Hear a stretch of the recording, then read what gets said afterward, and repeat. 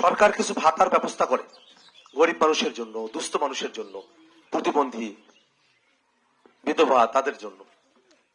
দুর্ভাগ্যের বিষয় এই ভাতাগুলো আমাদের মানুষেরা সহজভাবে এগুলো পায় না। এই ভাতাগুলোর জন্য মান সম্মান ধুলার সাথে মিশাই দেওয়া লাগে।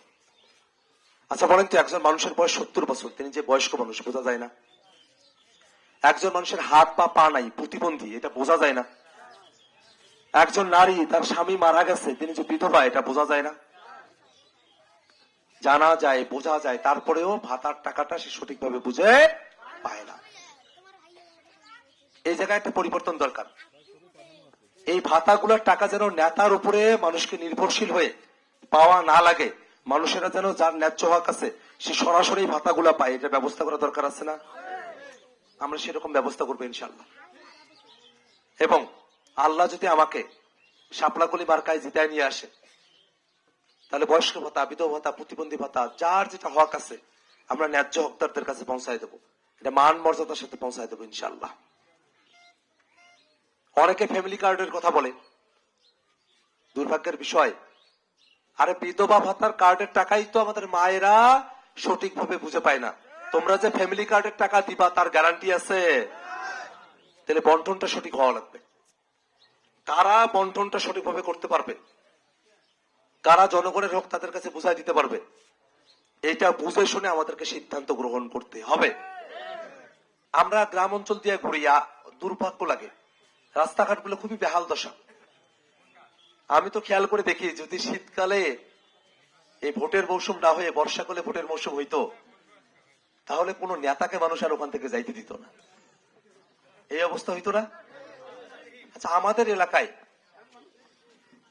এলাকায় যে প্রয়োজনীয় রাস্তাটা, অর্থাৎ দুই ধারে এত বাড়ি ঘর, মাঝখানে একটা রাস্তা গেছে, এই রাস্তাটাই হয় না।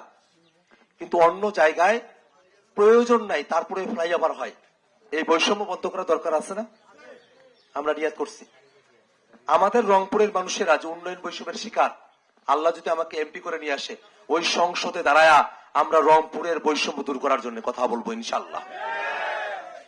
এই জন্য সিদ্ধান্ত নেওয়ার সময়টাতে আমাদেরকে খুবই সাবধান থাকা লাগবে। আমরা কি ভুল সিদ্ধান্ত নেব না সঠিক সিদ্ধান্ত? এই সঠিক সিদ্ধান্ত নেওয়া লাগবে। কারণটা কি জানেন? কারণ ভোটের আগের রাতে তারা আবার আসবে, এসে বলবে যে ভাই 5 বছর কি পাইবেন না পাইবেন তার তো গ্যারান্টি নাই, আজকে রাইতো যা দেন তারপর কালকে যা ভোটটা দিয়ে এসো, বলবে না? সর্বনাশের কথা। নেতার কাছে টাকা খায় ভোট দিলে নেতা সে রাস্তা খায় বলবে, এইটা হয়ে আসতেছে না? এই জায়গাটা বন্ধ করা দরকার। আজকে নেতার কাছে টাকা খায় ভোট দিবেন, কালকে নেতার কাছে যাবেন, নেতা কি বলবে জানেন?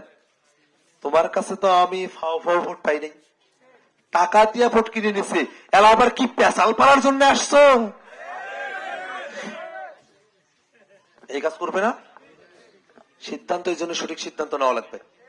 আচ্ছা, যদি উপহার দিতেই চায়, শর্তবিহীন ভাবে উপহার গ্রহণ করতে কোনো বাধা নাই, কিন্তু যদি শর্ত দিয়ে দেয় সেটা আর উপহার থাকে, ওটা তখন ঘুষ হয়ে যায়। তো ওই ঘুষ খাওয়া জায়েজ আছে? তখন উপহার নেওয়া জায়েজ, কিন্তু ঘুষ নেওয়া কি জায়েজ আছে? এই পার্থক্যটা কিন্তু বোঝা লাগবে। অর্থাৎ আপনারা উপহার নেবেন, কিন্তু ঘুষ দেওয়ার কাজ যেটা সেটা করা যাবে না। ওর উপহার দিলে উপহার নেবেন, কিন্তু ভোটটা যেখানে দেওয়ার, ভোটটা সেই জায়গাটাই দিতে হবে।